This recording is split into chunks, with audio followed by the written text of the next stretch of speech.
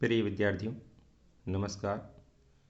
जैसा कि हम प्रथम अध्याय मृदा खनिज, चट्टानों का अपक्षय और मृदा निर्माण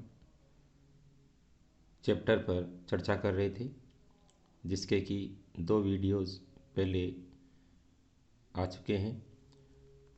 इस में हम जानकारी दे रहे हैं मृदा परिच्छेदिका के बारे में।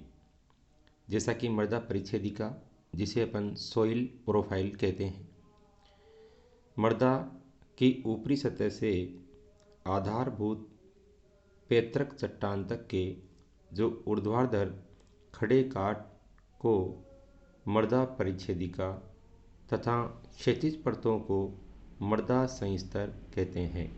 अर्थात हम कह सकते हैं कि मृदा परिच्छेदिका विभिन्न संस्तरों से बनी हुई होती है। तो मृदा परिच्छेदिका क्या है कि विभिन्न जो संस्तर है उनसे बनी हुई एक मृदा की ऊर्ध्वाधर काट जो मृदा की ऊपरी सतह से आधारभूत चट्टानों तक होती है, उसे मृदा संस्तर प्रोफाइल कहते हैं।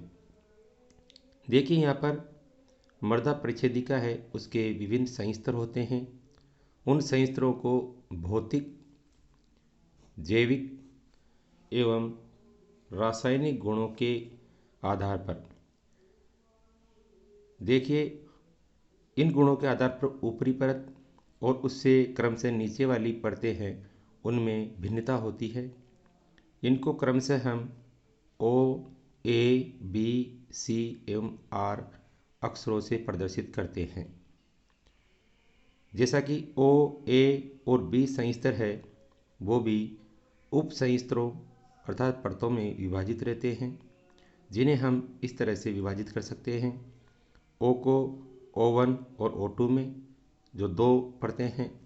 इसके बाद में आती है ए वाली परतें, जिसमें कि 3 उप संस्तर होते हैं, A1, A2 और A3, जिसमें A1 इम्पोर्टेंट है, अभी आगे हम चर्चा करेंगे।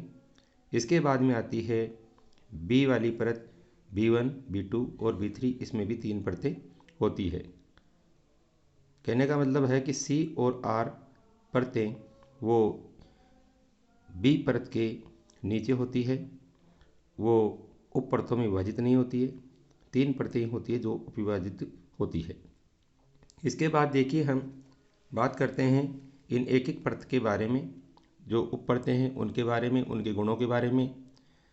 सबसे जो पहली परत है वो O1 परत होती है, जो कि कार्बनिक पदार्थों से बनी होती है, जो अल्प विघटित इसमें पदार्थ होते हैं।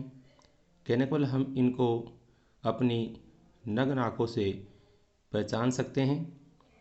ये अधिकतर ये परत जो मिलती है वो वन वाले क्षेत्रों में मिलती है। हमारी जो कृषि वाली जो भूमि है उसमें अक्सर से ये नहीं मिलती है, क्योंकि वहाँ पर अपन हल चलाते हैं या कई गतिविधियाँ करते हैं। उसकी वजह से जो कार्बनिक पदार्थ है वो ऊपर से नीचे वाली परत में चले जाते हैं, ए वाली परत में। इस तरह से मिक्सिंग हो जाती है इसके अंदर। तो इसलिए विशेष रूप से ये वन वाले क्षेत्रों में मिलती है। इसके बाद आती है आपके O2 परत। ये भी कार्बनिक पदार्थों से बनी होती है। कार्बनिक पदार्थ से तात्पर्य आप समझते हो, जो जैविक पदार्थ होते हैं, पादप, जंतु, इनके जो अवशेष होते हैं, पेड़ पौधे, पत्तियाँ, खुर, चमड़ी वगैरह, त्वचा, जो सभी जो गोबर, मलमूत्र, ये सारे सभी पदार्थ हुए वो सब होते हैं।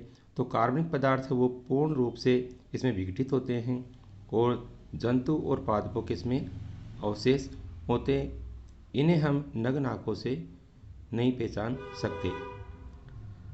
इसके बाद में आती है जो मुख्य रूप से जो परत होती है हमारे खेती से संबंधित, जो खेतों के अंदर सबसे ऊपर की परत यही मानी जाती है, A1 परत। ये कार्बनिक पदार्थ और खनिज पदार्थों से बनी हुई परत होती है, जिसे कि हम अक्सर से कहते हैं ह्यूमस वाली परत। ह्यूमस युक्त संस्तर होता है और इसका रंग गहरा होता है, जिसका कारण भी आप समझ गए होंगे कि इसके अंदर खनिज पदार्थ होते हैं। जैसा कि अपन ने पूर्व के वीडियो में पढ़ा था कि जो मृदा में ठोस भाग का लगभग 90% भाग खनिज पदार्थ होता है। वैसे हम मृदा की बात करें तो मृदा में 45% भाग होता है, लेकिन ठोस की जब बात करें उसमें 90% होता है। इसलिए यह खनिज पदार्थ जो होते हैं उनके कारण इसका रंग गहरा होता है।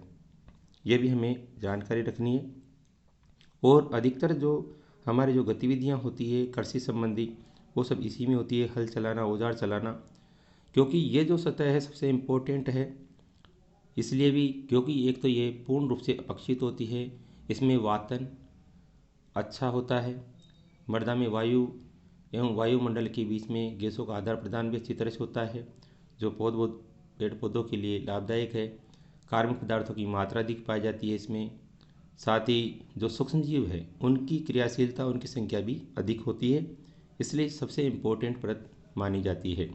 और अपन आगे पढ़ेंगे अन्य वीडियो में, जिसमें धनायन, विनिमय क्षमता आदि के बारे में अपन चर्चा करेंगे। तो वो अधिकतर जो ऊपरी जो परत होती है ये ए वाली परत उसमें होती है। इसे हम वैसे एक जानकारी और हम लेते हैं कि ए जो परत होती है जो 3 उप संस्तरों से बनी होती है, इनको तीनों को मिला के अपन कहते हैं खनिज संस्तर फर्स्ट।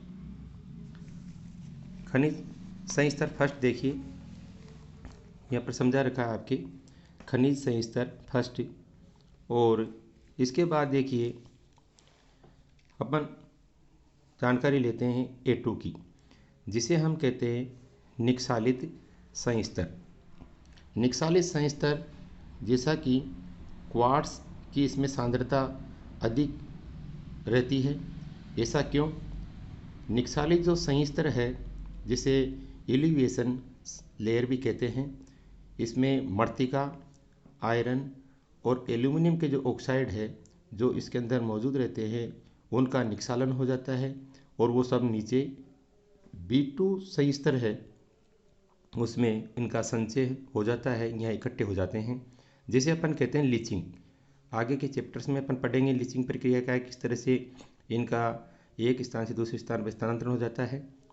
तो इसलिए जैसे ये आयरन, एल्यूमिनियम आदि के जो ऑक्साइड है तो नीचे जाने की वजह से इसका रंग हल्का हो जाता है।